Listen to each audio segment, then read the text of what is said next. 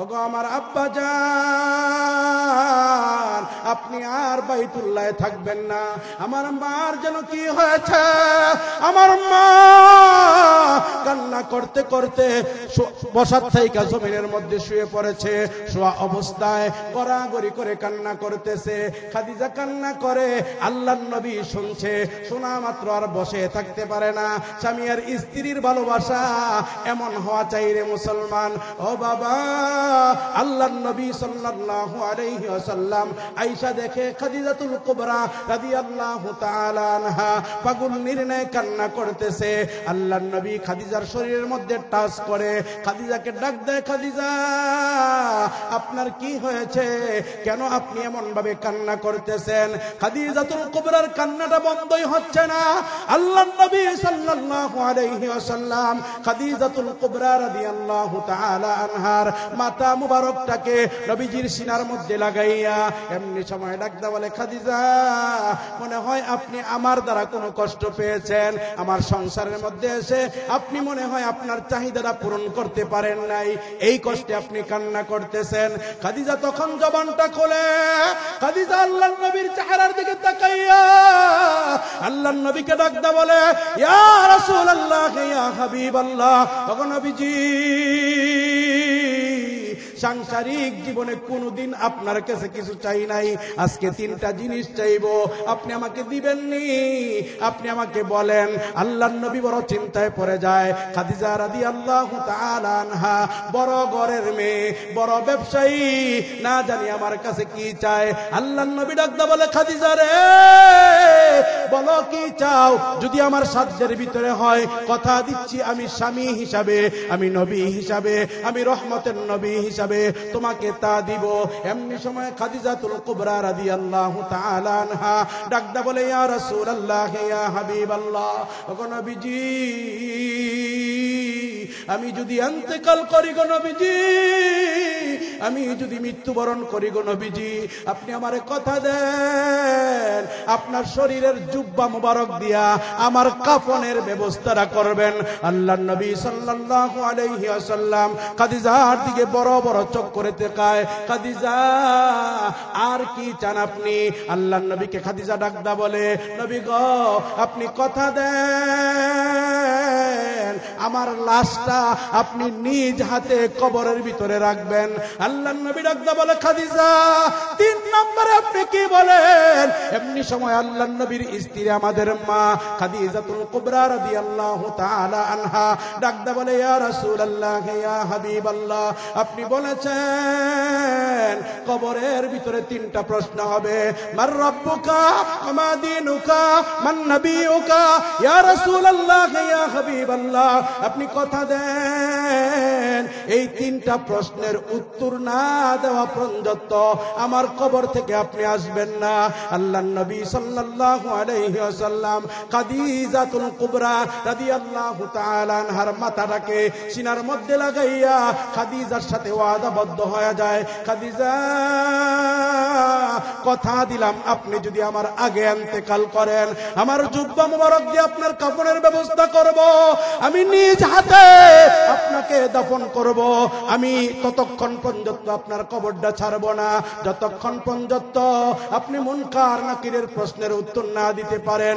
ও মুসলমান, আল্লাহর নবী সাল্লাল্লাহু আলাইহি ওয়াসাল্লাম খাদিজাতুল কুবরাকে ডাকদা বলে, খাদিজা রে, ও খাদিজা, দুনিয়ার কিছুই চাইলেন না, আমার জুব্বা মুবারক কেন চেয়েছেন? এমনি সময় খাদিজাতুল কুবরা রাদিয়াল্লাহু তাআলা আনহা ডাকদা বলে, ইয়া রাসূলুল্লাহ, ইয়া হাবিবাল্লাহ, আমার দিল বিশ্বাস, আমার দিল সাক্ষী দেয়, আমার অন্তর সাক্ষী দেয়, আপনি নবীর জুব্বা মুবারক যদি আমি খাদিজার শরীরের মধ্যে লাগে, ওই মাটি আমাকে চাপ দিতে পারবে না, কবরের ভিতরে আমার শাস্তি হবে না, আমি কবরের ভয়ে, মাটির চাপের ভয়ে আপনি রাসূলের জুব্বা মুবারকটা চেয়েছি।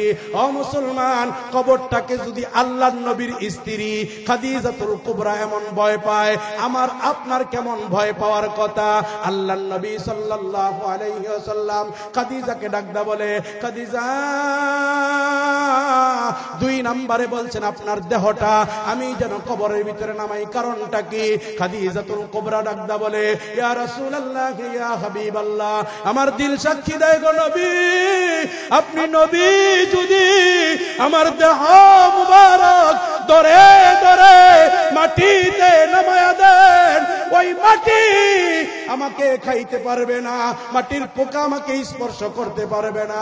ও মুসলমান, আল্লাহর নবী সাল্লাল্লাহু আলাইহি ওয়াসাল্লাম খাদিজাতুল কুবরা যখন ইন্তেকাল করে, দুইটা কাজ করিয়া আল্লাহর নবী খাদিজাতুল কুবরার কবরের পাশে বসা।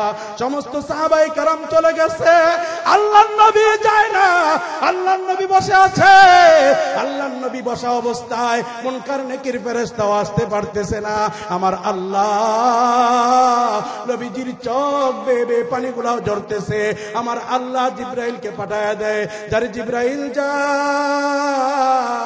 আমার হাবিব যদি কান্না করে আমি আল্লাহ সহ্য করতে পারি না, আমার হাবিব কেন কান্না করতেছে জিজ্ঞাসা কর। জিবরাইল আমিন আলাইহিস সালাতু ওয়াস সালাম আল্লাহর পয়গম্বরের কাছে আসে, আল্লাহর পয়গম্বরকে বলে, ইয়া রাসূলুল্লাহ ইয়া হাবিবাল্লাহ, সমস্ত সাহাবায়ে কেরাম চলে গেল, আপনি এখানে বসে আছেন কেন? এমনি সময় আল্লাহর নবী জিবরাইলকে ডাকদা বলে, জিবরাইল, আমার খাদিজার সঙ্গে আমার কথা আছে, আমি ওয়াদা দিয়েছি আমার খাদিজা যতক্ষণ পর্যন্ত মুনকার নাকিরের প্রশ্নের উত্তর না দিতে পারবে ততক্ষণ পর্যন্ত আমি কবর ছাড়ব না। এমনি সময় জিবরাইল আল্লাহর নবীর ব্যথায় বেদিত হইয়া একটা মুস্কি হাসি দিয়া আল্লাহর নবীকে ডাকদা বলে, ইয়া রাসূলুল্লাহ ইয়া হাবিবাল্লাহ, আমার আল্লাহ জানায়া দিছে খাদিজার প্রশ্নের জবাব আপনি নবী দিতে হবে না, খাদিজার প্রশ্নের জবাব আমার আল্লাহ আর সে মুআল্লা থেকে দিয়া দিব। সুবহানাল্লাহ। হ্যাঁ আমার বন্ধুরা আমার, আমরা মনে করি নামাজ ঠিক মতন পড়লেই জান্নাতে যাওয়া যাবে, যাকাত ঠিক মতন দিলেই জান্নাতে যাওয়া যাবে, হজ করলেই জান্নাতে যাওয়া যাবে। আমিও বলি হ্যাঁ হ্যাঁ, এই কাজগুলা করলে জান্নাতের ভিতরে যাওয়া যাবে। এই কাজের সাথে আরেকটা কাজ আছে।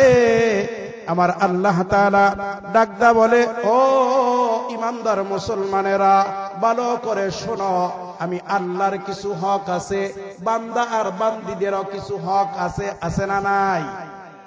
এ মুসলমান, আমরা গিয়া আমাদের ঘরের ভিতরে স্বামীর কর্তৃত্ব দেখাই, আমি স্বামী, তুমি নারী, তুমি স্ত্রী, আমার সব কথা তুমি মানবা, আমি যা বলি তুমি তাই করবা। ও মুসলমান, আমার আল্লাহ এই কথাটা বলছে, পুরুষ যা বলে নারী তা শুনবে, কিন্তু নারীরও কিছু অধিকার আছে, আছে না নাই?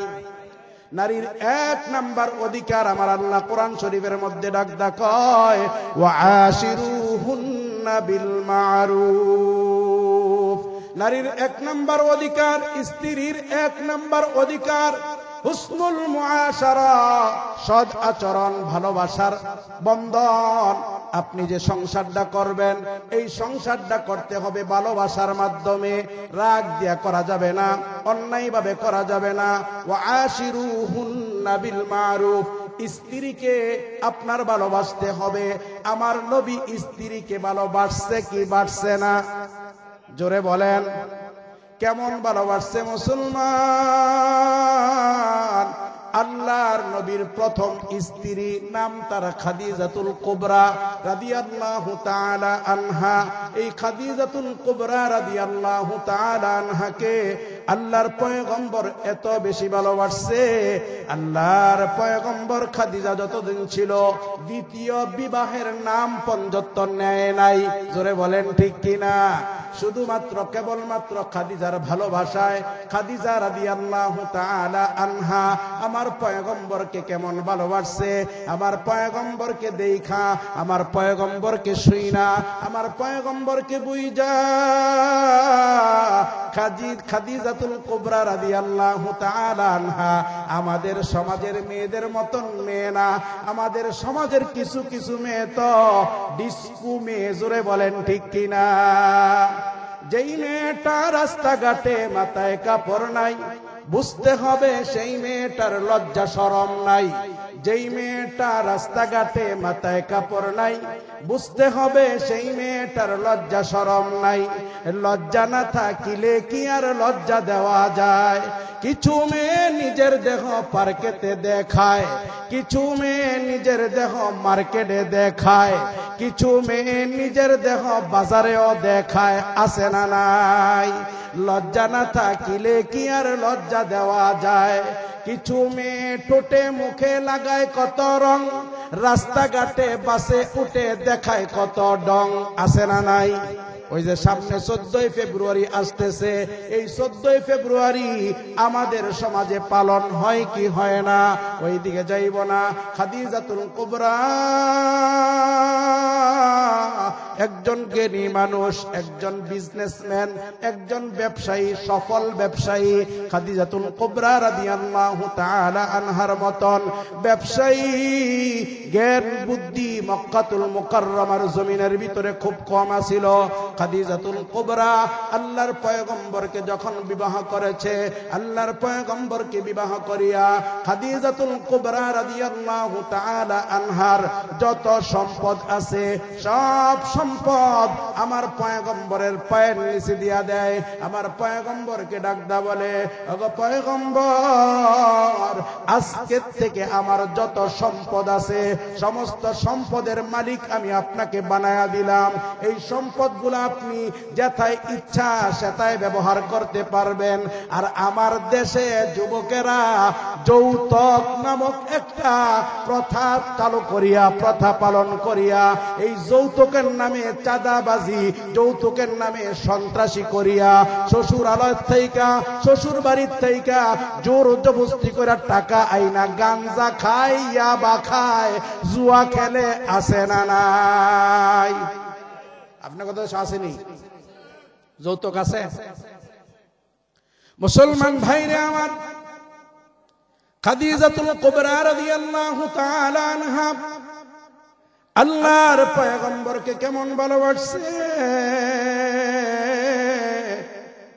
আল্লাহর পয়গম্বর মুহাম্মদুর রাসূলুল্লাহ সাল্লাল্লাহু আলাইহি ওয়াসাল্লাম যখন দ্বীনি দাওয়াত দিত, বাহিরে যাইত, ও পর্দার আড়ালে আমার আম্মা,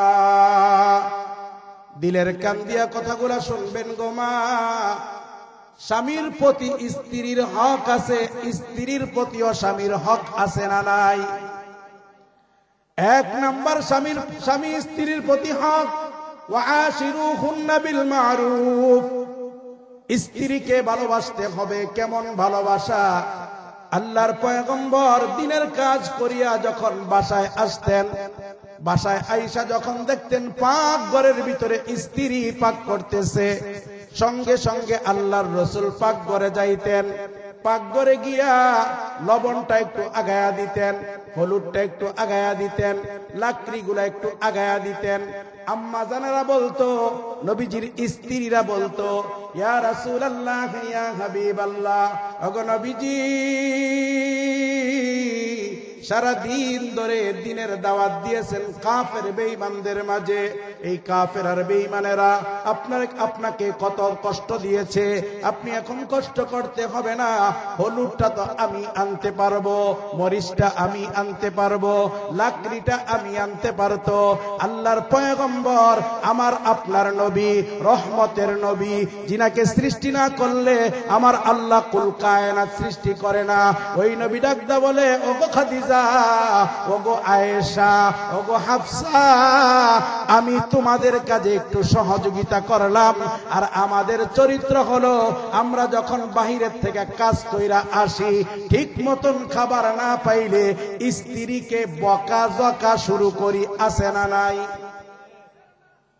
স্ত্রীকে বকা জকা শুরু করি, গালিগালাজ দেই না। না, স্ত্রীকে গালি দেওয়া যাবে না। আল্লাহর পয়গম্বর ডাকদা বলে, খয়রুকুম খয়রুকুম লি আহলিহি। ওই ব্যক্তি হলো আল্লাহর কাছে সর্ব উত্তম ব্যক্তি, যেই ব্যক্তি তার পরিবারের কাছে উত্তম। আল্লাহর নবী বলে, ওই ব্যক্তি, ওই মানুষটা আল্লাহর কাছে উত্তম, আল্লাহর কাছে ভালো যেই মানুষটা তার স্ত্রীর কাছে ভালো। আল্লাহর নবী বলে ওয়া আনা খায়রুকুম লি আহলিহি, আমি আমার স্ত্রীর কাছে ভালো। সুবহানাল্লাহ। কয়জন পুরুষ এখানে আছেন বুকে হাত দিয়া বলতে পারবেন আমি আমার স্ত্রীর কাছে ভালো? বলতে পারবেন নি কেউ? কইতে পারবেন আপনি? গেলে খবর হইবনি মানে কইবেন আপনি কয় নাম্বারের ভালো। দুনিয়ার কেউ না জানলেও জানে আমার শাশিয়ে, জানে আমার বাবিয়ে। জোরে বলেন ঠিক কিনা? আপনি কয় নম্বরের ওলি আর কয় নম্বরের কুতুব? মসজিদে আইসা আল্লাহু আকবার বিশাল বড় পাগড়ি বাঁধা আল্লাহু আকবার কইয়া নামাজ পড়তে আছে আর বেগমের সাথে, স্ত্রীর সাথে কেমন খারাপ আচরণ করে। ওই বেডিয়ে ডাকদা কয় কোন দুষ্টানি কোন জন্মে করছি, আরে আমি স্বামী হিসাবে পাইছি। জোরে বলেন ঠিক কিনা? আবার ঠিকও কয়। মুসলমান বন্ধু আমার, আল্লাহর নবী বলছে যদি ভালো তুমি আল্লাহর কাছে হতে চাও তাহলে সর্বপ্রথম কার কাছে ভালো হতে হবে? স্ত্রীর কাছে ভালো হতে হবে। স্ত্রীর কাছে কেমন করে ভালো হবেন? আল্লাহর নবী সাল্লাল্লাহু আলাইহি ওয়াসাল্লামের একটা হাদিস যদি আপনি মানেন তবে আপনি স্ত্রীর কাছে ভালো হইতে পারবেন। আল্লাহর নবী ডাকদা বলে আন তুতিইমাহা ইজা তুইমাত, তুমি যা খাইবা স্ত্রীকে তা খাওয়াইবা। ওয়া তাকসুহা ইজা তাসাইতা, তুমি যা পরিধান করবা, তুমি যা পরবা স্ত্রীকে তা পরাইবা। ও বন্ধু, আপনি যা খান আমি যা খাই তাকে আপনার স্ত্রীকে খাওয়ান। তাহলে আপনি কেমনে স্ত্রীর কাছে ভালো হইবেন?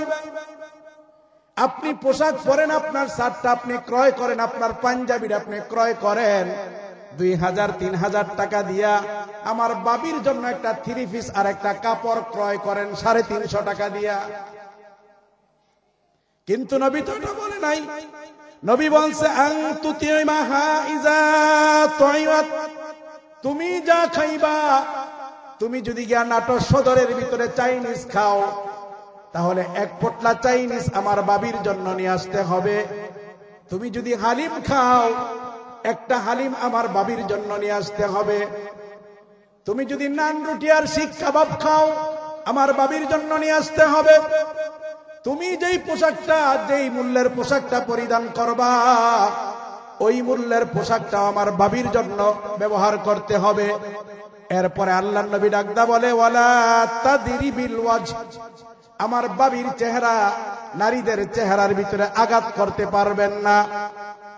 আল্লাহর নবী ডাকদা বলে ওয়ালা তুকাব্বিহ, নারীদেরকে গালিগালাজ করতে পারবা না, খারাপ আচরণ করতে পারবা না। ওয়ালা তাহজুর ইল্লা ফিল বাইত, স্বামী আর স্ত্রী ঘর করতে গেলে ঝগড়া হবে, এটাই স্বাভাবিক। বন্ধু তো তাকেই বলা হয় যেই বন্ধুর সাথে ঝগড়া লাগা যায়। স্ত্রী তো ওই স্ত্রীকেই বলা হয় যেই স্ত্রীর সাথে ঝগড়াও করা যায়, অভিমানও ভাঙ্গা যায়। আল্লাহর নবী জানে আমি আর আপনি স্ত্রীর সঙ্গে ঝগড়া করব, এজন্য আল্লাহর নবী বলছে ঝগড়া করবা, ঘর ছাড়বা না। তুমি যদি ঘর ছেড়ে দাও তোমার ঘরটার ভিতরে শয়তান ঢুকবে। আমাদের ঘরের ভিতরে শয়তান ঢুকছে কি ঢুকছে না? আপনি অভিমান করিয়া রাগ করিয়া বাসায় আসেন না, আমার বাবির হাতের মধ্যে এমন একটা টাচ ফোন আছে, স্মার্টফোন আছে, এই ফোনটা দিয়া সারা রাত চিন্তা করতেছে কি করা যায়, রাতটা তো কাটতেছে না। হঠাৎ করে নাম্বার গুলা এলোমেলো ভাবে টিপা একটা নাম্বারের ভিতরে কল ঢুকছে। কল ঢুকা মাত্র ওই প্রান্ত থেকে পুরুষ কণ্ঠে হেলো একটা আওয়াজ আসছে। হেলো কণ্ঠে আওয়াজটা পাইয়া আপনার স্ত্রী আমার বাবি এদিক দিয়াও বলে কুকিল কণ্ঠে হেলো। এই যে হেলো শুরু হয়েছে, এই সুযোগটা তো আমি আর আপনিই করে দিছি। জোরে বলেন ঠিক কিনা? এজন্য আল্লাহর নবী বলছে ঘর তুমি পৃথক করতে পারবা না, রুম তুমি পৃথক করতে পারবা না। ঝগড়া করো, বিছানা তুমি যদি আলাদা করতে চাও, তুমি থাকবা খাটে, স্ত্রীকে দিবা নিচে, অথবা তুমি থাকবা নিচে, স্ত্রীকে দিবা খাটে। বিছানা আলাদা হবে, রুম আলাদা হবে না, ঘর আলাদা হবে না। ও আল্লাহর পয়গম্বরের উম্মতেরা, আল্লাহর বান্দারা, এবার বলো দেখি, আমি যা খাই আমার স্ত্রীকে যদি তা খাওয়াই, আমি যা পড়ি আমার স্ত্রীকে যদি তা পড়াই, আমার আব্বার জন্য যেই বাজারটা করি, আমার শ্বশুরের জন্য যদি ওই বাজারটা করি, আমার আম্মার জন্য যেই বাজারটা করি, আমার শাশুড়ির জন্য যদি ওই বাজারটা করি, বলেন দেখি স্বামী স্ত্রীর ভালোবাসা বাড়বে না কমবে? হ্যাঁ, এটা কৌশল করে আপনাকে খাটাইতে হবে। আমার মা আমার বাসায় আসছে বেড়াইতে, মা বড় মাছ পছন্দ করে, চলে গেলাম যাত্রাবাড়ি আড়তে, প্রায় 5 থেকে 6 কেজি ওজনের একটা কাতল। আপনারা যেরকম ভাবে চিনেন, বাংলাদেশের বহুত মানুষ আমাদেরকে দেখলেই চিনে যে এটা এনামুল হক আশরাফি। এটা আল্লাহর দয়া। গেলাম আড়তের ভিতরে, কিরে মাছ, ওই লোকটা নিজে কাটার শুরু করছে। আমি বলছি কাটবি না, এই বড় মাছ দেখলে আমার মা খুশি হবে, আমার মার জন্য নিয়ে যাব, প্যাকেট কর। প্যাকেট কইরা আনলাম। 2 দিন পরে আমার শাশুড়ি আম্মা হাজির। কইরা মসজিদে ঘুমাইছি, সংবাদ আসছে শাশুড়ি আম্মা আসছে। চিন্তা করলাম মার জন্য এত বড় মাছ নিছি, এখন যদি শাশুড়ি আম্মার জন্য মাছ না নেই, 2 দিন পরেই তো শুরু হইব। নিজের আম্মার লাগে মাছ আনলেন, আমার আম্মার লাগে তো মাছ আনলেন না। দৌড়ে চলে গেলাম আবার বাজারে, গিয়া পুরো ঢারত গুইরা যেই মাছটা বড় পেয়েছি ওই মাছটা আনছি। আনার পরে ডাকদা কয় মাছ না ফ্রিজ আছে। তা আমি কইলাম থাকলে এটা নিয়ে যাত্রাবাড়ি দিয়াই। আমি কি এটা কইছিনি? আমি কি এটা কইছিনি নিয়ে দিয়ান? আনলেন কেন? বললাম শাশুড়ি আম্মা আসছে জন্য আনছি। দেখি রুমের থেকে শাশুড়িও খুশি, বউও খুশি। এবার বলেন যদি না আনতাম, আমার শাশুড়ি যদি শুনতো, শাশুড়ির মনেও কষ্ট লাগতো, স্ত্রীর মনেও কষ্ট লাগতো। জোরে বলেন ঠিক কিনা? এজন্য মুসলমান, আল্লাহ তাআলা ডাকতে বলে ইয়া আইয়ুহাল্লাযীনা আমানু কু আনফুসাকুম ওয়া আহলিকুম। আল্লাহ কিন্তু এই কথাটা বলেই ক্ষান্ত হয়ে যাইতে পারতো, নিজে বাঁচো। আহালকে বাঁচাইবার জন্য বলতো না, আল্লাহ নিজে বাঁচো এই কথাটা বলার পরে বলে তোমার পরিবার পরিজনকেও বাঁচাও। এর অর্থ তুমি যেরকম ভাবে ইসলাম শিখবা, তোমার স্ত্রীটাকেও এরকম ভাবে ইসলাম শিক্ষা দিবা, আদব কায়দা শিক্ষা দিবা। এ মুসলমান, যেই নারী স্বামীর গুরুত্ব সম্পর্ক জানে, ওই নারীটা কোনোদিন স্বামীর সাথে তর্ক করতে পারে না। জোরে বলেন ঠিক কিনা?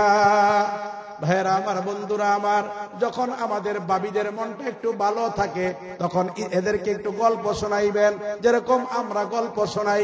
কিছুদিন আগে গিয়া বাসার ভিতরে বলতেছি, জাননি কাউরন বাজার দিয়ে আসতেছিলাম, দেখি রাতের 3:30 বাজে, মাথার মধ্যে টুকরি গুলা মাথায় দিয়া, কেউ বা ইট মাথায় দিয়া, কত পুরুষ সিরিয়াল ধরে শুয়ে রয়েছে। আমারে ডাকদা কয় রাতের 3:30 বাজে মাথার মধ্যে টুকরি দিয়া, ইট মাথা দিয়া শুয়ে থাকে কেন? আমি বললাম রাতের 3:30 বাজে বিভিন্ন ডিস্ট্রিক্ট থেকে মালগুলা আসে, ওই মালগুলা তারা আড়তের ভিতরে নেয়, আড়তের ভিতরে নিলে কিছু টাকা পায়, এই টাকা দিয়া নিজে খায় না, ঢাকার ভিতরে ফ্যামিলি নিয়ে থাকে। একটা রুম যদি ভাড়া নেয় কমসে কম 5 থেকে 7 হাজার টাকা, বস্তির ভিতরে থাকলেও ভাড়া দিতে হয়। এই ভাড়ার টাকাটা পুরুষ বেচারা কামাইতে হয়। স্কুলে যদি ছেলে মেয়েকে পড়ালেখা করায়, এই টাকা গেলেও পুরুষ দিতে হয়।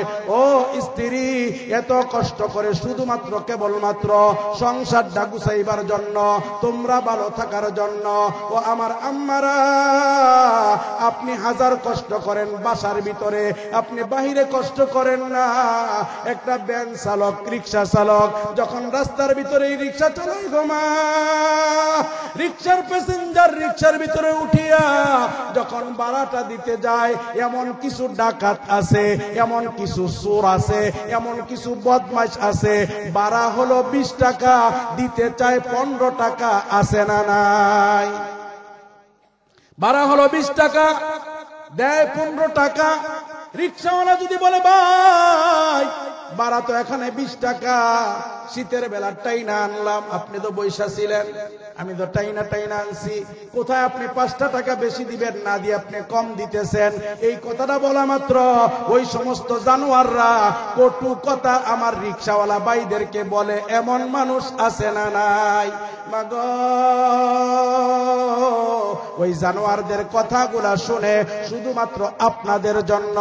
আপনি তো বাসার মধ্যে থাকেন, আপনার স্বামীটা চলে যায় কাজের ভিতরে, জমির ভিতরে, এই ঠান্ডার ভিতরে আপনি তো খাতা দিয়া, কম্বল দিয়া, লেপ দিয়া গুইটা বইসা থাকেন, অথবা পাকশাক করেন, আপনার হাতটা গরম থাকে। আমার ভাই, আমার চাচা জমিনের মধ্যে যায়, নিরাই কাচি দিয়া কুয়াশার ভিতরে যখন নিরাইটা দেয়, এই হাতগুলা বরফ হয়ে যায়, পা গুলা বরফ হয়ে যায়, শরীরটা বরফ হয়ে যায়। এত কষ্ট করে শুধুমাত্র কেবলমাত্র আপনাদেরকে সুখে রাখার জন্য। এরা যখন কাজ কইরা আইসা আপনাদেরকে অপরিষ্কার দেখে, খাবারটা ঠিক মতন পায় না, ছেলে মেয়েগুলাকে এলোমেলো দেখে, মাথাটা ঠিক থাকে না, তখন কটু কথা কয়। আপনি যদি ঠিক মতন খাবারটা দিতেন, ছেলে মেয়েগুলাকে সুন্দর করে পরিপাটি করে রাখতেন, আমার ভাই দেখা মাত্র খুশি হয়ে যাইত।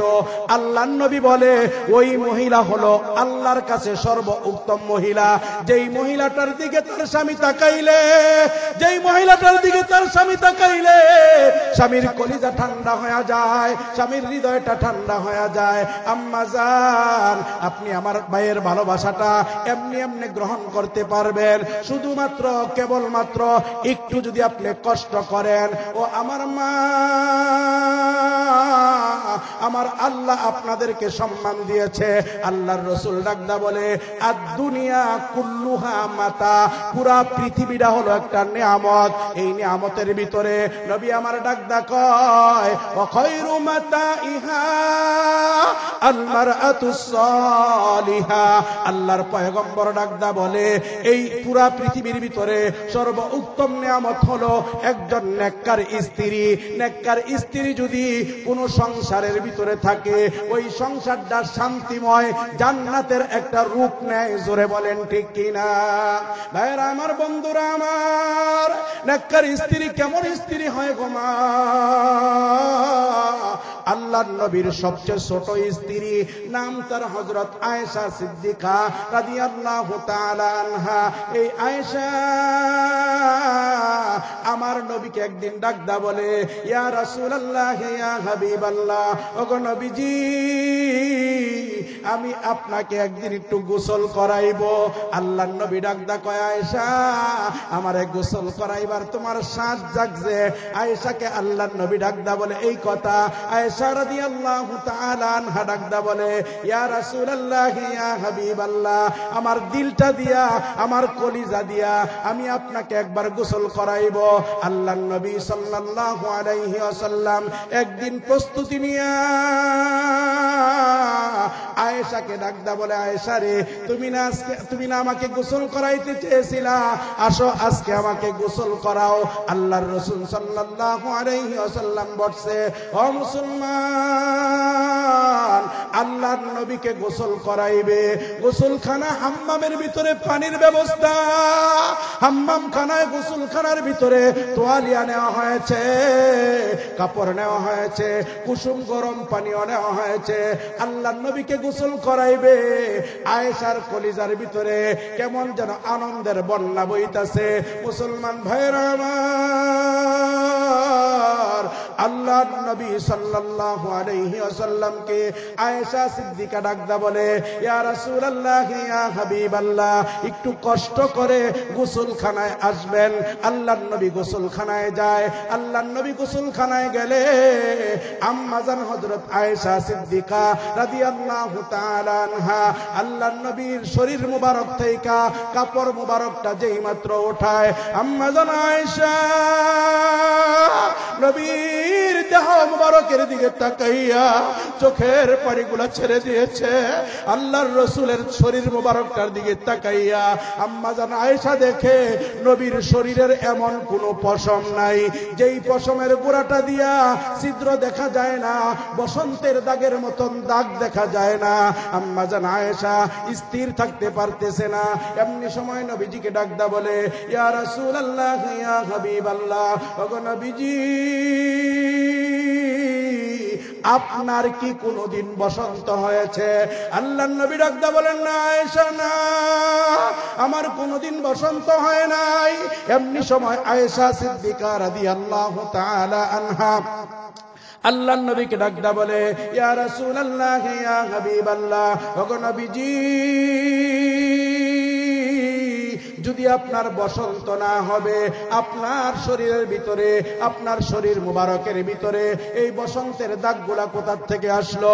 এই কথাটা শুনিয়া নবী আমার চোখের পানিগুলো ছেড়ে দেয়। আয়েশাও কান্না করে, আল্লাহর নবীও কান্না করে। এমনি সময় নবী আবার ডাকদা বলে, আয়েশা রে, আয়েশা, এমন কথা তুমি আমারে স্মরণ করায়া দিয়েছ, যেই কথাটা, যেই ইতিহাসটা আমি ভুলে থাকতে চাই কিন্তু ভুলতে পারি না। আয়েশা ছোট্ট মানুষ দাঁড়িয়ে আছে। আল্লাহর নবী ডাকদা বলে, আয়েশা, আমি কালিমার দাওয়াত দেওয়ার জন্য মক্কাতুল মুকাররমা কুরাইশ বংশ, বনু খাজরাজ বংশ, বনু হাশেম বংশ, বিভিন্ন বংশের ভিতরে দাওয়াত দেয়। আমার দাওয়াতটা কেউ গ্রহণ করে না। এই কালিমার দাওয়াত দেওয়ার জন্য আমি আমার নানার বাড়ির এলাকা তায়েফ শহর, তায়েফের ভিতরে গিয়েছি রে আয়েশা। এই কালিমার দাওয়াতটা পৌঁছায়া দেওয়ার জন্য আমার আল্লাহ আমাকে দায়িত্ব দিয়েছে। আয়েশা, এই কালিমার দাওয়াত লইয়া তায়েফের বড় বড় নেতা যারা আছে, চেয়ারম্যান যারা আছে, মাতাব্বর যারা আছে, আমি তাদের কাছে গিয়েছি। তারা আমার কালিমার কথাটা শুনিয়া অনেকেই অনেক বাজে মন্তব্য করেছে। বাজে মন্তব্য করার পর তায়েফের লিডার গুলা, তায়েফের নেতা গুলা, তায়েফের দুষ্ট দুষ্ট ছেলে যারা ছিল, এই দুষ্ট দুষ্ট বখাটে ছেলেগুলাকে আমার পিছনে লেলায়া দিয়েছে। আমাকে তারা পরিচয় করাইছে আমি নাকি পাগল, আমার নাকি আকল ঠিক নাই, আমি নাকি পাগল হইয়া গেছি। আয়েশা, আমি নাকি তাদের বাপ দাদার ধর্মের ভিতরে চুনকালি মারার জন্য এসেছি। এই কথাটা বইলা তায়েফের বখাটে দুষ্ট ছেলেগুলাকে আমার পিছনে লেলা দেয়। ওই তায়েফের ছোট্ট ছোট্ট বাচ্চারা, অবুঝ বাচ্চাগুলা আমাকে পাগল মনে করিয়া রে আয়েশা তায়েফের ছোট ছোট পাথর দিয়া আমি নবীর গায়ের ভিতরে নিক্ষেপ করা শুরু করে দিয়েছে। এমন ভাবে পাথরগুলা নিক্ষেপ করতেছে মনে হয় যেন বৃষ্টি পড়তেছে। আয়েশা রে, ওই পাথরগুলা কোনাচ্চা ছিল রে আয়েশা, পাথরগুলা বড় দাঁড়ানো ছিল। ওই পাথরগুলা আমার কাপড়টাকে বেদ করিয়া, আমার কাপড়টাকে ছিদ্র করিয়া, আমার শরীরের চামড়াটাকে ছিদ্র করিয়া আমার গোস্তের ভিতরে ঢুকে গেছে রে আয়েশা। আয়েশা রে, আমি একবার আর দুইবার নয়, তায়েফের জমিনের ভিতরে তিনবার লুটিয়ে পড়েছি রে আয়েশা। আমি যখন জমিনের মধ্যে পড়ে যাইতাম, জমিন থেকে যখন আবার উঠতাম, তখন ওই পাথরগুলা আবার আমার উপরে নিক্ষেপ করত। এইভাবে পাথরগুলা নিক্ষেপ করে আয়েশা কান্না করে, আসমানের ফেরেশতাগুলাও কান্না করে, নবীর চোখ বেয়ে বেয়ে পানিগুলা পড়তেছে। হে মুসলমানেরা, আমার নবী কালিমার দাওয়াত দেওয়ার জন্য তায়েফের ময়দানে গিয়ে রক্ত জড়াইয়া আয়েশা রাদিয়াল্লাহু তাআলা আনহাকে ইতিহাস শোনায়। আয়েশা রে, ওই পাথরের দাগগুলা আমি নবীর গায়ের ভিতরে রয়েছে। এ মুসলমান, আমি যেই কথাটা বুঝাইতে চাইতেছি, নেককার স্ত্রী কাকে বলা হয়? আয়েশা রাদিয়াল্লাহু তাআলা আনহা নবীজির থেকে কথাগুলা শুইনা, আল্লাহর নবীজির কথাগুলা শুইনা চোখের পানিগুলা দিয়া গাল মোবারক গুলা ভিজায় ফেলতেছে। নেককার স্ত্রী স্বামীর সুখে সুখী হয়, স্বামীর দুঃখে দুঃখী হয়। মুসলমান ভাইরা আমার, আল্লাহর নবীকে আয়েশা ডাকতে বলে, ইয়া রাসূলুল্লাহ, ইয়া হাবিবাল্লাহ, ওগো নবীজি, আপনার শরীরটা একটু উঠান। যেই মাত্র আল্লাহর নবী শরীরটা উঠাইছে, এমনি সময় আয়েশা রাদিয়াল্লাহু তাআলা আনহা আল্লাহর নবীর পিঠ মোবারকটা মেসেজ করতেছে, মালিশ করতেছে। আল্লাহর নবী যখন আবার জল চকির ভিতরে বসেছে, এমনি সময় জল চকির নিচে আয়েশার পায়ের বিদ্যা আঙ্গুলিটা ডুইকা গেছে। যেই মাত্র আল্লাহর নবী জল চকির ভিতরে বসছে, জল চকিতে বসা মাত্র আয়েশার বিদ্যা আঙ্গুলিটা টাচ কইরা বাইটা গেছে। আয়েশা চিৎকার দেয় না, আল্লাহর নবীকে গোসল করাইবে, পানিগুলা ডালতেছে। আল্লাহর নবীর শরীর মুবারকে যখন পানিগুলা ডালে, ওই পানিগুলার দিকে তাকায় দেখে নবী আমার রক্তের ন্যায় কি যেন ভেসে যায়। আল্লাহর নবী আয়েশাকে ডাকতে বলে, আয়েশা, পানির ভিতরে রং কিসের, লাল দেখা যায় কেন? আয়েশা ডাকতে বলে, না কিছুই না। না বলা মাত্র দেখে গলাটা কাপা কাপা। ও মুসলমান, আল্লাহর নবী আয়েশার চেহারার দিকে তাকাইছে। আয়েশার চেহারার দিকে তাকায় দেখে আয়েশার চেহারাটা লাল হয়ে গেছে। আল্লাহর নবী ডাকতে বলে, আয়েশা, কি হয়েছে আমাকে বলো। এই মাত্র আয়েশা বলছে, বলো। আল্লাহর নবী তাকে দেখে জল চকির পায়ের নিচে আয়েশার পায়ের বৃদ্ধা আঙ্গুলিটা পয়রা ফাইটা গেছে। ওই বৃদ্ধা আঙ্গুলিটা ফাইটা রক্তগুলা বের হইতেছে। আল্লাহর নবী ডাকদা বলে, আয়েশা, পা ফাইটা রক্ত বের হচ্ছে, আমাকে তুমি কেন বলো না? আয়েশা রাদিয়াল্লাহু তাআলা আনহা ডাকদা বলে, ওগো নবীজি, আপনি কেমন করে এটা বললেন?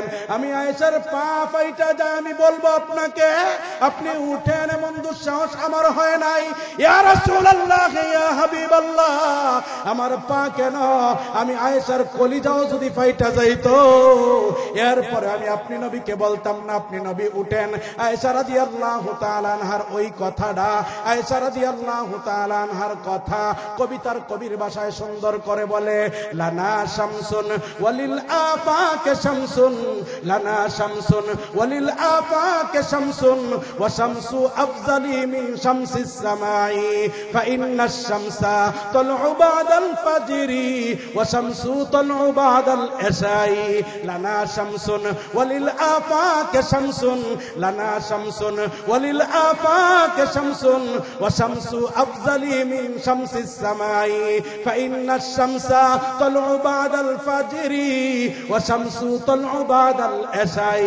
আয়েশা রাদিয়াল্লাহু তাআলা আনহা জগৎবাসীকে ডাকদা বলে, ও জগতের নারীরা, ও জগতের পুরুষেরা, তোমাদের জন্য একটা চাঁদ আছে। ওই চাঁদরা আকাশের মধ্যে উদিত হয়।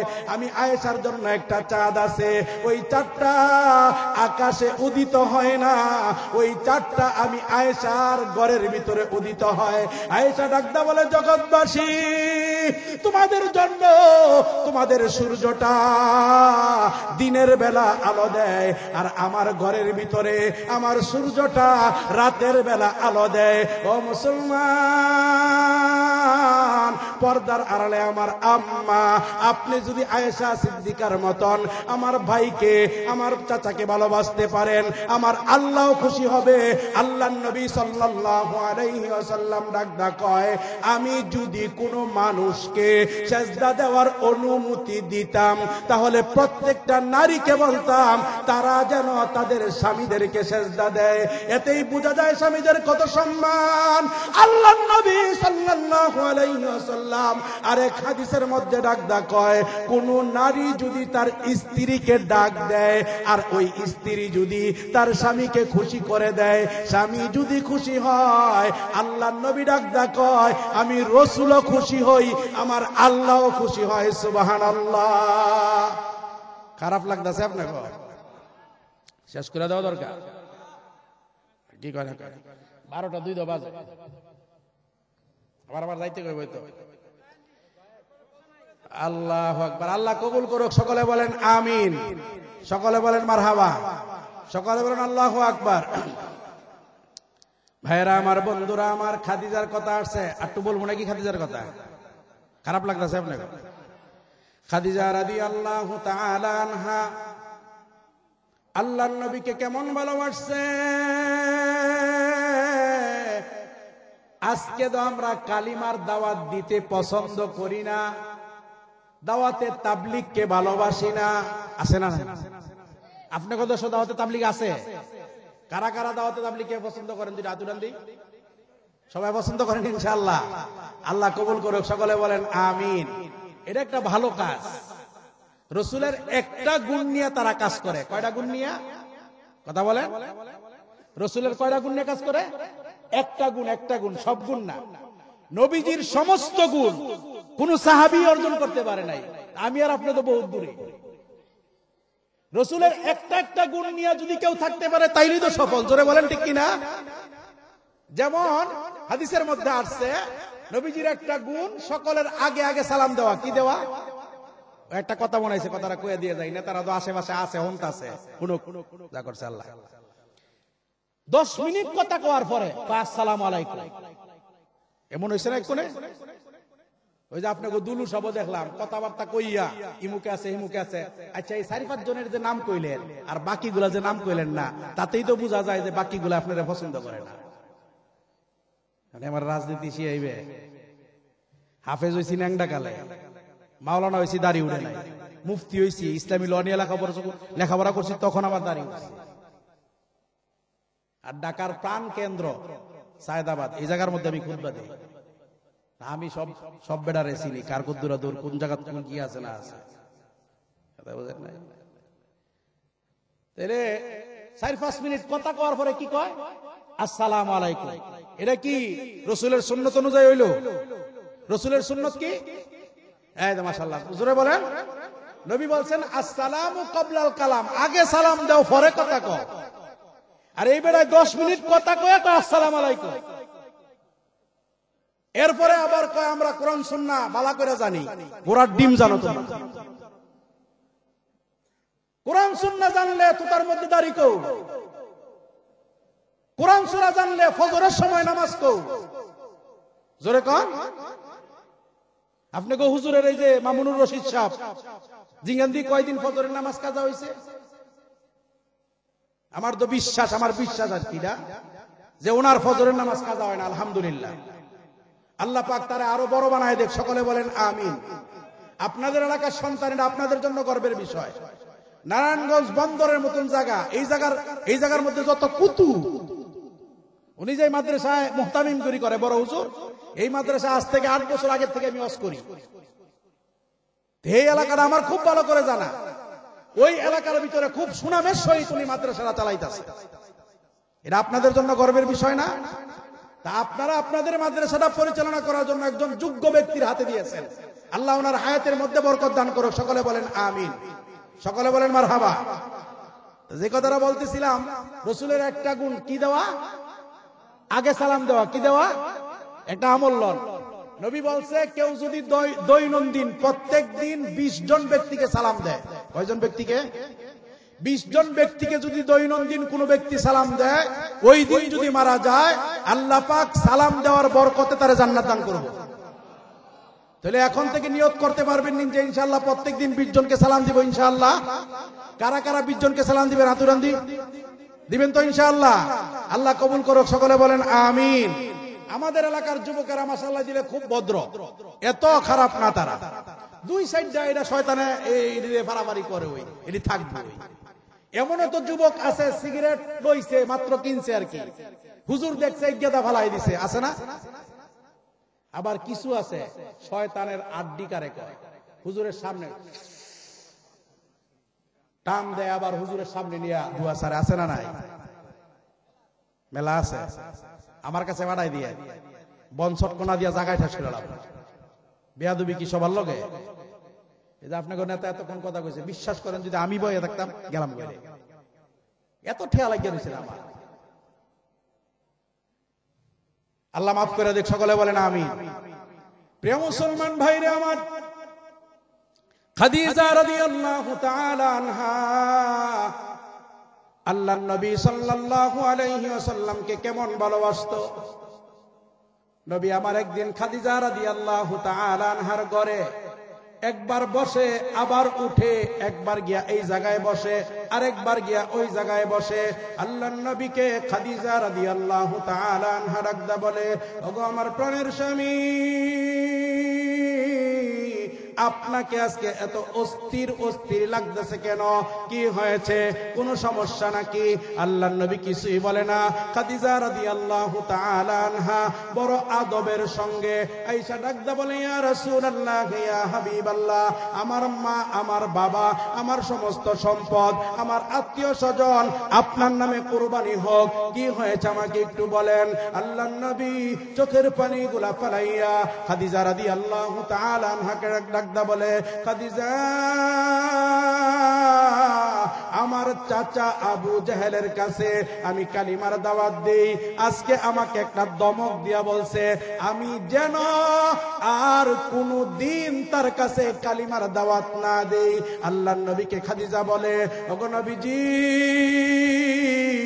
এখন তো দিন না, এখন সন্ধ্যা হয়ে গেছে, মাগরিবের পর এখন রাত্র হয়ে গেছে, এদিক দিয়া প্রবল বৃষ্টি হচ্ছে, প্রবল জ্বর আসতেছে।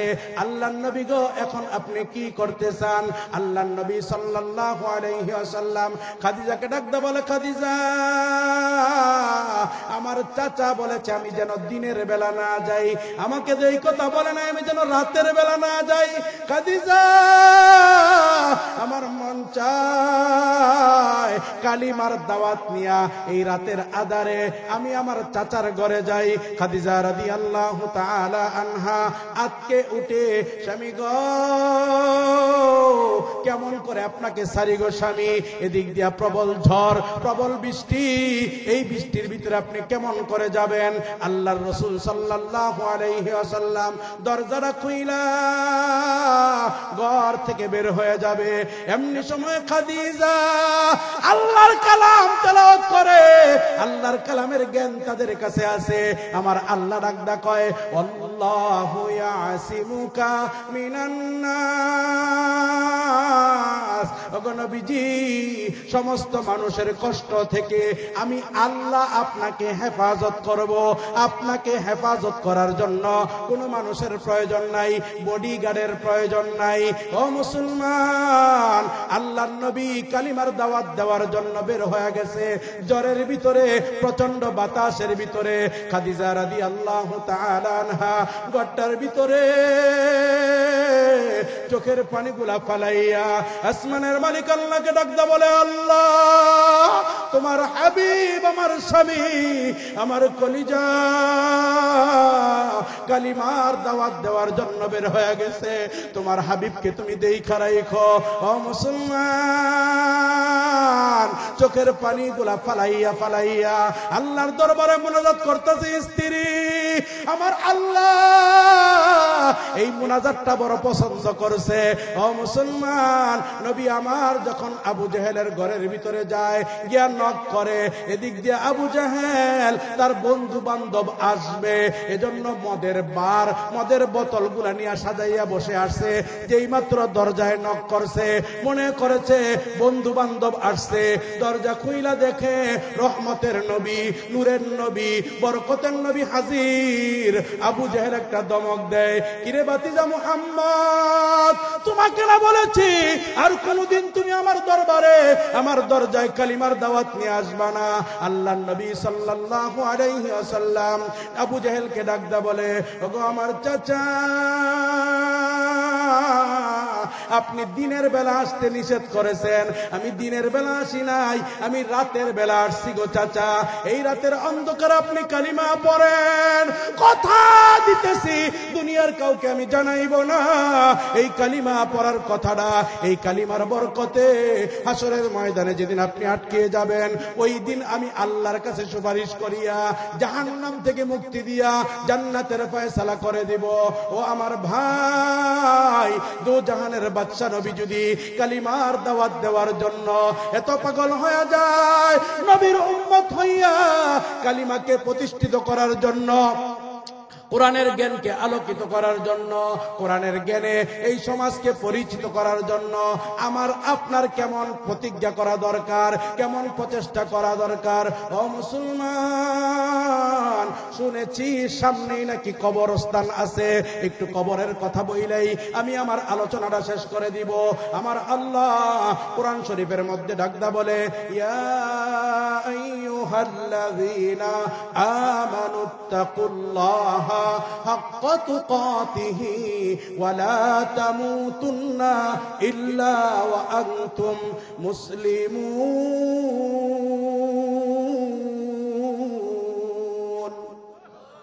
আমার আল্লাহ ডাকদা বলে, হ্যাঁ ঈমানদারেরা, আমি আল্লাহকে ভয় করো। খবরদার খবরদার, ইন্তেকাল করবা না, মৃত্যুবরণ করবা না যতক্ষণ পর্যন্ত না মুসলমান হইতে পারো। ও মুসলমান, আল্লাহর কালামের এই আয়াতটা যখন নবীজির স্ত্রী আমাদের মা খাদিজাতুল কুবরা রাদিয়াল্লাহু তাআলা আনহা তেলাওয়াত করে, তেলাওয়াত করার পর বাসার ভিতরে, গট্টার ভিতরে এমন ভাবে কান্না শুরু করে দিয়েছে।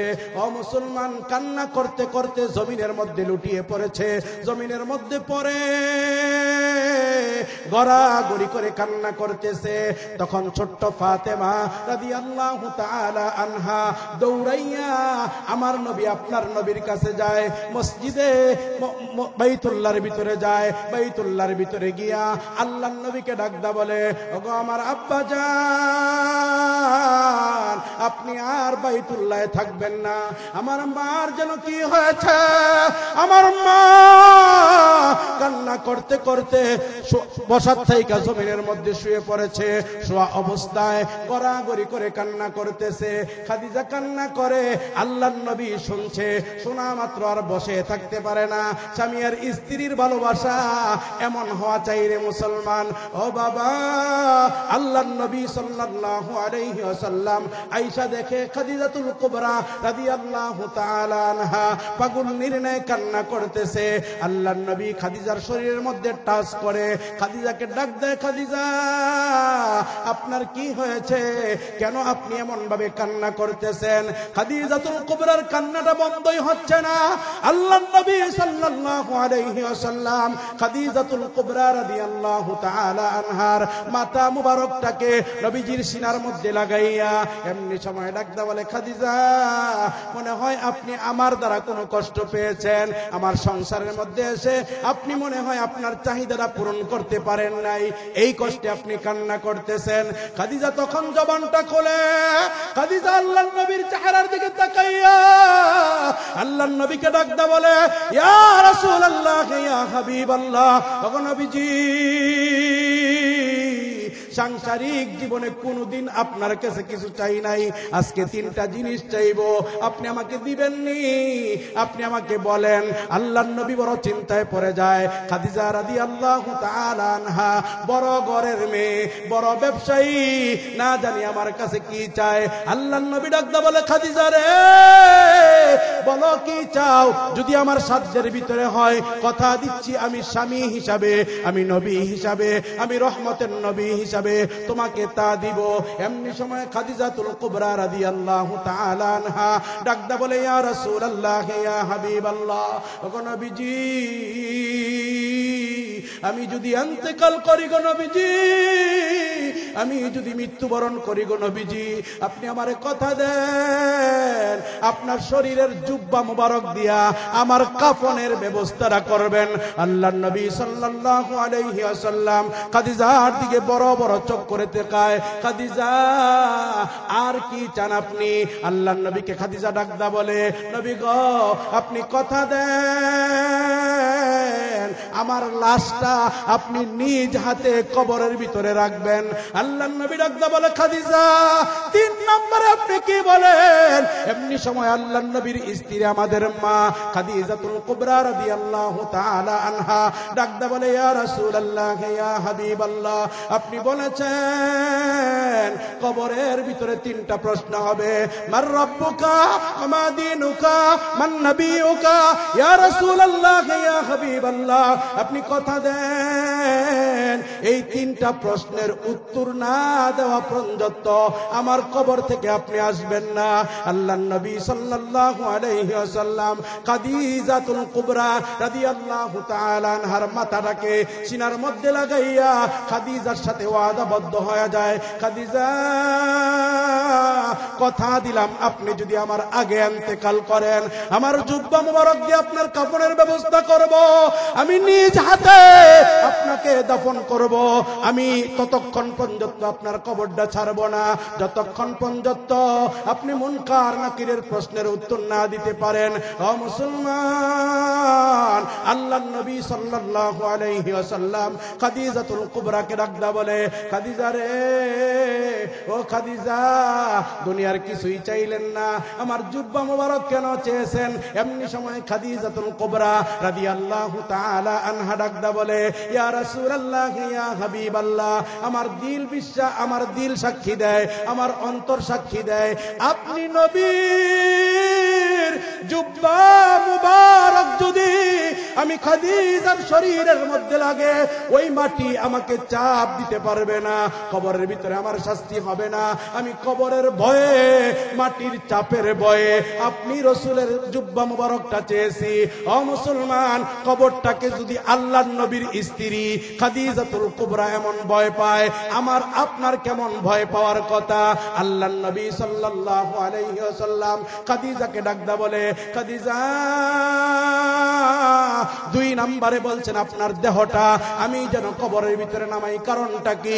খাদিজাতুল কুবরা ডাকদা বলে, ইয়া রাসূলুল্লাহ, ইয়া হাবিবাল্লাহ, আমার দিল সাক্ষী দেয় গো নবী, আপনি নবী যদি আমার দেহ মুবারক ধরে ধরে মাটিতে নামায়া দেন, ওই মাটি আমাকে খাইতে পারবে না, মাটির পোকা আমাকে স্পর্শ করতে পারবে না। ও মুসলমান, আল্লাহর নবী সাল্লাল্লাহু আলাইহি ওয়াসাল্লাম খাদিজাতুল কুবরা যখন ইন্তেকাল করে, 2টা কাজ করিয়া আল্লাহর নবী খাদিজাতুল কুবরার কবরের পাশে বসা, সমস্ত সাহাবায়ে কেরাম চলে গেছে, আল্লাহর নবী যায় না, আল্লাহর নবী বসে আছে। আল্লাহর নবী বসা অবস্থায় মুনকার নেকির ফেরেশতাও আসতে পারতেছে না। আমার আল্লাহ নবীজির চোখ বেয়ে পানিগুলাও ঝরতেছে। আমার আল্লাহ জিবরাইলকে পাঠায়া দেয়, যারে জিবরাইল যা, আমার হাবিব যদি কান্না করে আমি আল্লাহ সহ্য করতে পারি না, আমার হাবিব কেন কান্না করতেছে জিজ্ঞাসা কর। জিবরাইল আমিন আলাইহিস সালাতু ওয়াস সালাম আল্লাহর পয়গম্বরের কাছে আসে, আল্লাহর পয়গম্বরকে বলে, ইয়া রাসূলুল্লাহ, ইয়া হাবিবাল্লাহ, সমস্ত সাহাবায়ে কেরাম চলে গেল, আপনি এখানে বসে আছেন কেন?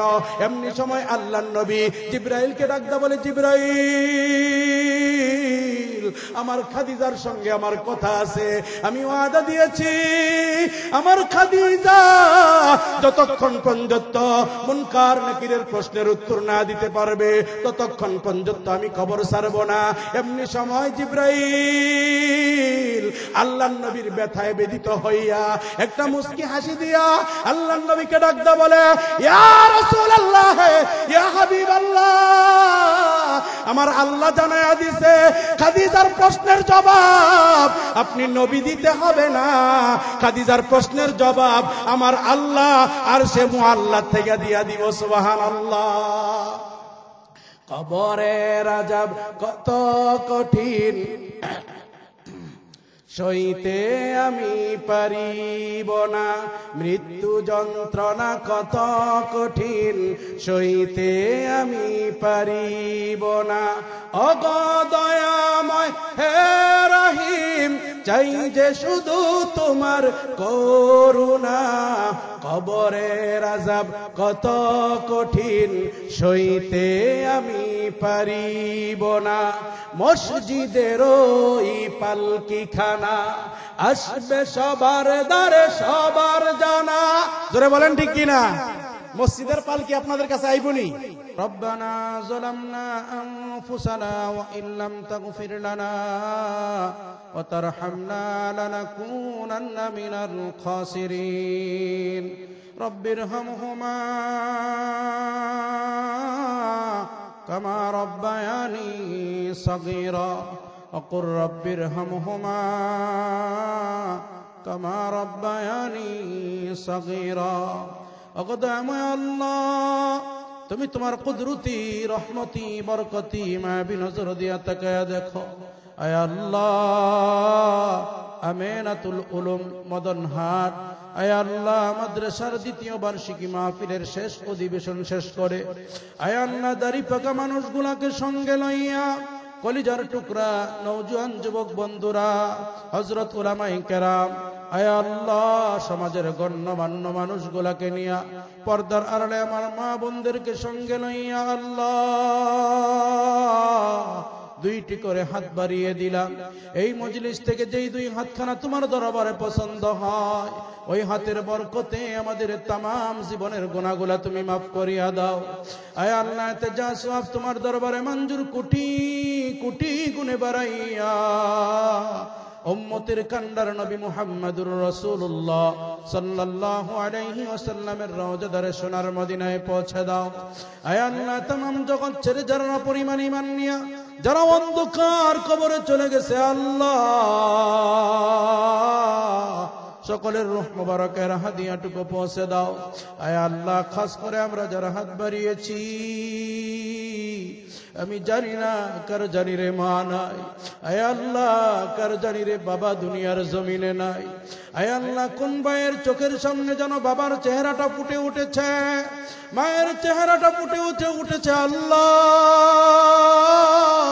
আয় আল্লাহ, ওই মা, যেই মা আমাদেরকে 10 মাস 10 দিন গর্ভে ধারণ করেছে, আয় আল্লাহ যেদিন মার প্রসব বেদনা শুরু হয়েছিল, মা ব্যথায় অস্থির হইয়া, আয় আল্লাহ জমিনের মধ্যে যখন লুটিয়ে পড়েছিল, রক্তে যখন জমিনটা লাল হয়ে গেছে, আমার মা প্রসব বেদনা আর সহ্য করতে পারতেছিল না। মাকে যখন হসপিটালে নিয়ে যায়, ডাক্তার পরীক্ষা নিরীক্ষা করে দেখে মার অবস্থা বেশি ভালো না। আয় আল্লাহ, ডাক্তার ওই দিন বাবাকে বলছিল, ভাই যদি সন্তান বাঁচাইতে চাই মা বাঁচাইতে পারবো না, যদি মা বাঁচাইতে চাই সন্তান বাঁচাইতে পারবো না, সিদ্ধান্ত দাও কি করব। আমার মা এই কথাগুলো শ্রবণ করিয়া হাঁটি হাঁটি পা পা করে ডাক্তারের হাতের মধ্যে দইরা ওই দিন বলছিল, ডাক্তার রে তোমার হাতে দড়ি পায়ে পড়ি রে ডাক্তার, আমারে মেরে ফেলো, আমার সন্তানকে মাইরো না। ওই মা যাদের নাই, আপন বানাইছে মাটিগুলাকে সাথী বানাইয়া বাবা মা শুয়ে আছে কবরে। আয় আল্লাহ, আব্দুল সালাম ভাই, আব্দুর রহিম ভাই সহ আজকের মসজিদে যারাও, আল্লাহ আজকের মজলিসে জলসায় যারা উপস্থিত হয়েছে, আয় আল্লাহ যাদের মা নাই বাবা নাই, প্রত্যেকের আব্বা আম্মার কবরগুলা তুমি জান্নাতের টুকরা বানায়া দাও। আয় আল্লাহ দাদা দাদি নানা নানি আত্মীয় স্বজনের কবরগুলা তুমি জান্নাতের টুকরা বানায়া দাও। আয় আল্লাহ, কোন মার যেন মা নাই বাবা নাই, আয় আল্লাহ মাদের আব্বা আম্মার কবরগুলা তুমি জান্নাতের টুকরা বানায়া দাও। আল্লাহ আমাদেরকে তুমি না খায়াত দাও, হায়াতের মধ্যে বরকত দাও। আয় আল্লাহ, আমিনাতুল উলুম মাদ্রাসাখানাকে তুমি কবুল আর মঞ্জুর করে নাও। আয় আল্লাহ, এলাকার প্রত্যেকটা যুবক ভালো, আয় আল্লাহ নেতারা ভালো, আয় আল্লাহ সামাজিক মানুষগুলা ভালো। এমন কোন ঘর নাই, এমন কোন মানুষ নাই যে মাদ্রাসায় দান করে নাই। আয় আল্লাহ তাদের নামগুলা পড়তে পড়তে আমরা ক্লান্ত হয়ে গেছি। আয় আল্লাহ যদি আরো চাইতাম তারা আরো দিত। আয় আল্লাহ সময়ের সাথে পারতেছি না, শরীরের সাথেও পারতেছি না। আয় আল্লাহ যেই সমস্ত যুবকেরা, আমার মায়েরা, আমার বাবারা, বোনেরা দান করেছে, প্রত্যেকের দানগুলা কবুল করে, প্রত্যেকের নিয়তগুলা তুমি পূরণ করে দাও গো আল্লাহ। আয় আল্লাহ সবার জীবনের ভিতরে বরকত দাও। আল্লাহুম্মা বারিক লানা ফি রজব ওয়া শাবান ওয়া বাল্লিগনা রমাদান। আয় আল্লাহ শবে বরাত আমাদেরকে নসিব করে দিও আল্লাহ, রমজান আমাদেরকে নসিব করে দিও আল্লাহ। এই মাদ্রাসাখানাকে তুমি কবুল আর মঞ্জুর করে নাও।